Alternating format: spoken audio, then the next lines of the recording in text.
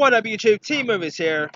With his new directing film, Moonrise Brooklyn, opening Friday, I decided to go ahead and do my top 10 favorite Edward Norton movies. Now, Edward Norton, he's an awesome actor. I mean, he's been in some countless really great stuff over the years. I mean, who doesn't love Edward Norton? He's awesome. I mean, I always keep forgetting. I actually thought Moonrise Brooklyn was like his directorial debut, but looks like he's directed other stuff before that. But yeah, you know, he's done lots of interesting genres too. Like, he's done comedies, dramas. I mean, yeah, Edward Norton is the man. So, with that being said, here's my 10 favorite Edward Norton movies. Alright.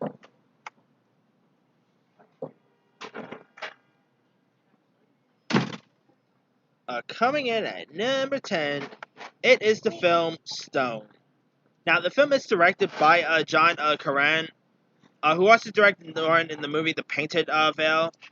And in it, it stars Norton as this prisoner who ends up seeing a soon-to-be retired parole officer played by De Niro, and so alongside his wife played by Mila Jovovich, they end up trying to pursue the parole officer to give him like an early release. But like when time ends up pretty much progressing, we end up witnessing these characters like state of mind, and ends up change like pretty much ends the changes in them. We also see. And I mean, in it, Norton really went to a crazy deal with this movie. Like, he actually, in order to get, like, practice for the part, like, I'm not even kidding, he actually, went to a real-life prison and spent with the prisoners. I mean, that's method acting for you right there. And De Niro as like, his parole officer, I mean, De Niro is the man, so he was pretty great in this. Mila Jovovich was terrific. You had Francis Conroy. And Edward Norton was magnificent in this movie, too. I mean, if you guys never really seen Stone by now, give it a go. I mean, The Painted Veil was good, but I think Stone is probably John's better movie, in my opinion. And crazy to believe that this movie turns 10 next year, so, yeah. Alright, coming in at number 9, it is Moonrise Kingdom. Now, Ed Norton has worked with director Wes Anderson loads of times, like Grand Budapest Hotel or The Isles of Dogs. But out of all those, I think this is probably my favorite collaboration they've done. I mean, he of course plays like this, like the Scouts leader who's like leading the scouts and all, and one of the kids ends up escaping with this like other with this like girl, and so they could like and they end up falling for each other, and it of course takes place in 1965, and of course stars Jared Gilman as one of the kids, as well as Kara Hywer, who plays the other kid who have like fallen in love and they decide to run away and all, and it has some interesting like Ed Norton is a bit quirky in this, like. Kind of funny how the adults in this are more quirky than the young folks are. Like, you also had Bruce Willis. It was pretty cool seeing Bruce Willis in this, who by the way is also in Moonrise Brooklyn. So yeah, there's also who else was in this? I think William Dafoe was in this, if I'm not mistaken. It's been a while since I've seen Moonrise Kingdom. I know Tilda Swinton was in this. Frances McDormand. I think Lucas Hedges was actually in this movie. Like, this was one of his earliest roles, which is kind of pretty cool to see Lucas Hedges in this and see what stuff he's been doing now and all. But Moonrise Kingdom is fantastic. I mean, it's probably one of my favorite recent Wes Anderson movies. Yeah, it's a great coming of age tale, a great romance based flick. It is very quirky at times. Moonrise Kingdom is such a great one. I gotta rewatch this movie again. Like, it's been 4 years since I've seen Moonrise Kingdom. Alright. Coming in at number 8, it is 25th Hour, directed by Spike Lee. Now, it stars Ed Norton as this, of course, as this guy who's about to go to jail, so he has like only 24 hours to get his acquaintance in orders, and he of course spends time with like his families and all that, as well as his friends, and of course his two best friends in this are played by Philip Seymour Hoffman and Barry Pepper. He also is trying to have like his romance with his ex, played by Rosario Dawson. Yeah, I also had a few other people in this, like Brian Cox was in this. You had Anna Paquin, Vanessa Ferlito. It's a very different Spike Lee movie too. Like this doesn't even feel like a Spike Lee film at times, but Spike Lee did a pretty good job with this film. I mean, this is a Spike Lee joint after all. Uh, and, and I mean, the film also follows also has a takes place following the September 11 attacks as well. So there's that too. And it has great performances by Norton. Hoffman was great. Pepper. I mean, this movie is, of course, is where he ends up having like 24 hours before he ends up, going to prison. But he did a pretty great job with this movie. I mean, yeah, I don't think Edward Norton ever like scored any Oscar buzz for this, but I think he should have gotten an Oscar nomination because he was great in this movie.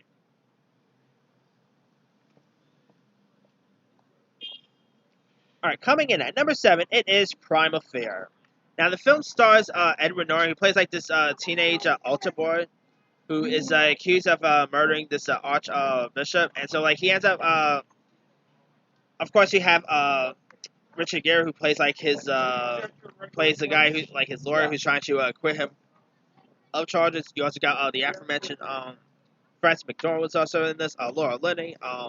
You had Andre Braugher, directed by Gregory Oblet.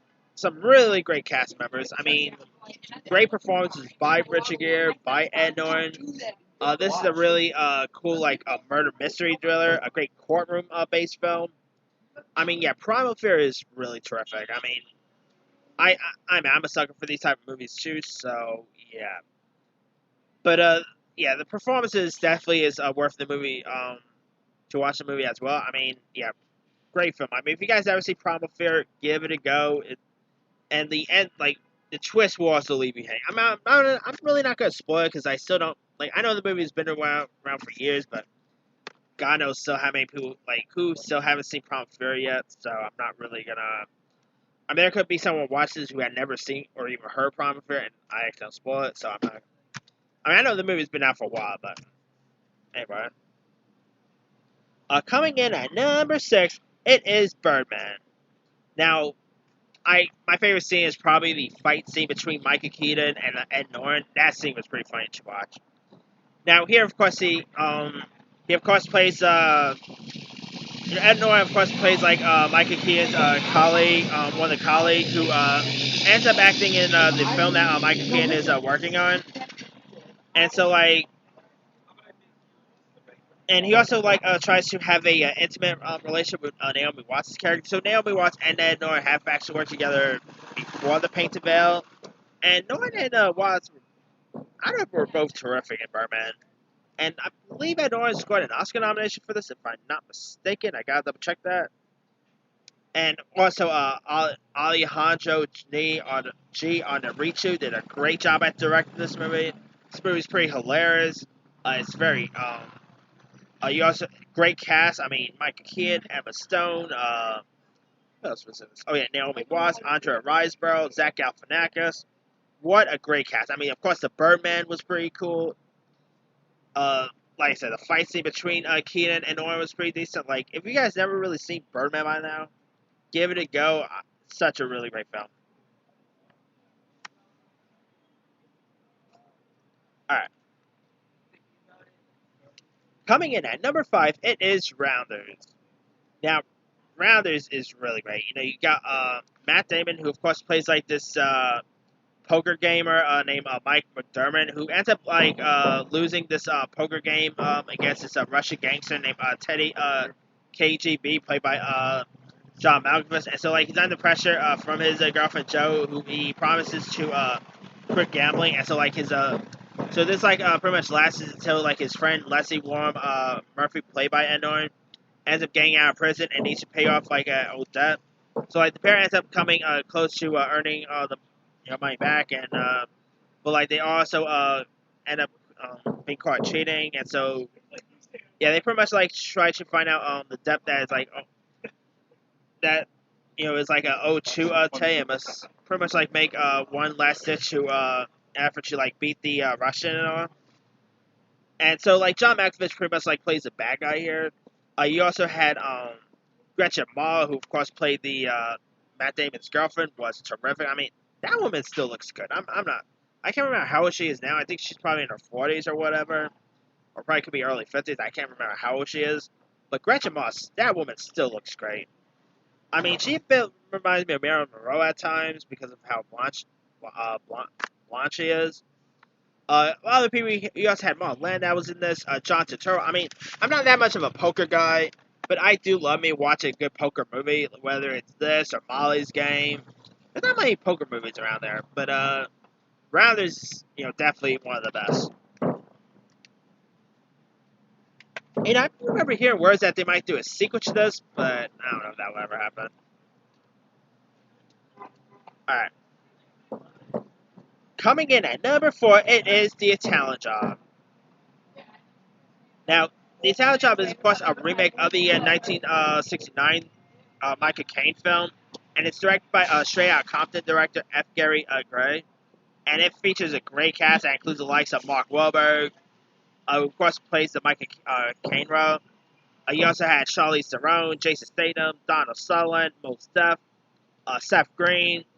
Ed Norton actually plays the bad guy here, who was once the gang, and after a heist ends up betraying all his friends and took the money and ran. And so the movie pretty much tells the story of the group who's trying to get the money back and teach him a lesson. I mean, Ed Norton, he could play a hero, he could play a bad guy. I mean, this guy could do it all, and I thought he was terrific in A Talent Job. And A Talent Job is a really awesome heist flick. It's fun, entertaining. It's also one of the rare remakes that's actually better than the original. One of these days I'm going to do my 10 favorite movie remakes that I find to be better than the original. Because there's some really great ones out there. And A Talent Job is definitely one of them. I mean, it was actually supposed to be worth about a couple of sequels because Ed Norton actually signed a movie deal with the studios. But the film never really went to be. I mean, I remember hearing that they were supposed to do the Brazilian Job, but that never went true. So, yeah, I would have loved to see another one. But the Italian Job is, if you guys ever seen it, give it a go. It's a really fun flick. Alright, coming in at number 3, it is American History X. Now, this is probably one of the most controversial movies you'll see in years. I mean, it is based on a true story about Edward Norton, who plays this neo-Nazi named Derek Van who ends up finally going to prison after killing these two youths who tried to steal his car. And so upon his release, Derek ends up vowing to change his way, and he also hopes to prevent his younger brother Danny, played by Edward Furlong, who also idolizes Derek from following in his footsteps. And you also got Beverly D'Angelo, who plays their who also actually plays their mother as well. I mean, she was great. It's directed by Tony Kaye. It was shot in full on black and white. You also had Elliot Gould was in this. Stacy Keach, the Craft Girl, Fariza Bulk was in this. Ethan Suplee. You had Avery Brooks. I mean, great cast. Very gritty. It gets pretty violent, gets heavy. I mean, how did Ed Norton not I don't even think he should have got nominated. Ed Norton should have actually won his Oscar for this, because he was actually I think this is his best performance. I mean, most people would probably add this movie up a little higher, but my top 2 I kind of like it a little more. But if I was to do best Ed Norton performances, American History X would probably be number 1, because he was Ed Norton was terrific in American History X. It's a very controversial movie to watch, but it's a very hard film to watch at times. But it's really good. If you guys never seen it, give American History X a shot. Alright. Coming in at number 2, it is The Incredible Hulk. Now this is actually the same Hulk that Mark Ruffalo ended up playing. And this, of course, takes place in the MCU. Now, I really quite like Edward Norton's Hulk. I thought he was... it's a shame that we... all due respect to Mark Ruffalo. Mark Ruffalo's a great Hulk. But part of me still would love to have seen Edward Norton play the role. that what if thing, they should get Edward Norton back as to do the voice of Bruce Banner slash Hulk. I think that would be cool to watch or hear, I should say. And Ed Norton really, like, he embodied Bruce Banner very well. He played that role great. You know, you even had Tim Roth as the Abomination. I thought Tim Roth was great. You also had Liv Tyler as Betty Ross, which I'll be down to see her reprise her role. You even had William Hurt as Thunder Ross. You had Tim Blake Nelson, Ty Burrell was in this. I mean, this movie is pretty fun. I mean, the action scene with Hulk and Abomination is pretty cool to watch. I mean, The Incredible Hulk is such a great film. I mean, it's like it was the last time we actually seen an actual Hulk movie on the big screen, and I don't think we're ever going to see another Hulk movie. But hey, it's still pretty cool to see. You know, to see the it's pretty cool to see the Hulk period. I mean, if it's not a movie, I mean, it's still pretty cool to see this actual Hulk and other stuff, like whether it's the Avengers or Endgame, Thor Ragnarok. But part of me still wonder what would have been like if Ed Norton's Hulk had been, you know, in the MCU, but that will never be happening. But all due respect to Mark Ruffalo, obviously. Alright.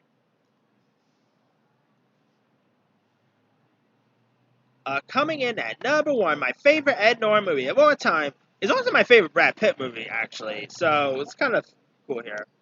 My number one is obviously You Don't Talk About Fight Club. That's right. Ed Norton's best movie is Fight Club. I mean, Fight Club, directed by David Fincher, starring Brad Pitt, Helen Bonham Carter. Meatloaf is also in this. I always keep forgetting Meatloaf is in this film. I mean, Fight Club is fantastic. I mean, you know, where they like, of course, pretty much build like an underground Fight Club, and of course, you don't talk about Fight Club. That's pretty much the major rule here. And Ed Norton, of course, plays a depressed man. He's like suffering from insomnia, and he ends up being this soap salesman named Tyler Durden, played by Brad Pitt. And yeah, like you can really believe Brad Pitt as a soap salesman. By the way, that dude selling soap, that's you never really will believe. Yeah, there's someone charming. All right, sorry about that.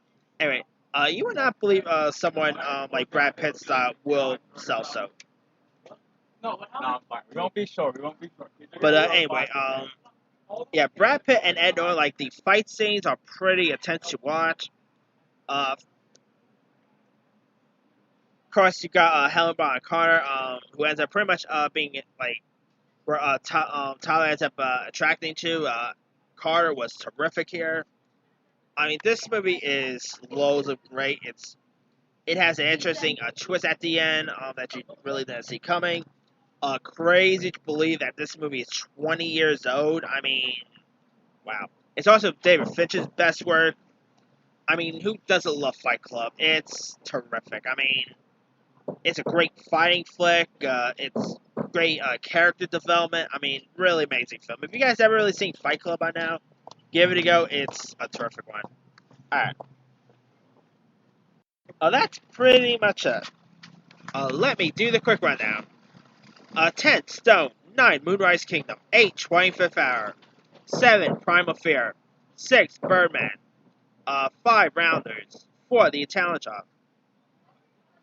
3, American History X. 2, The Incredible Hulk. 1, Fight Club. Alright.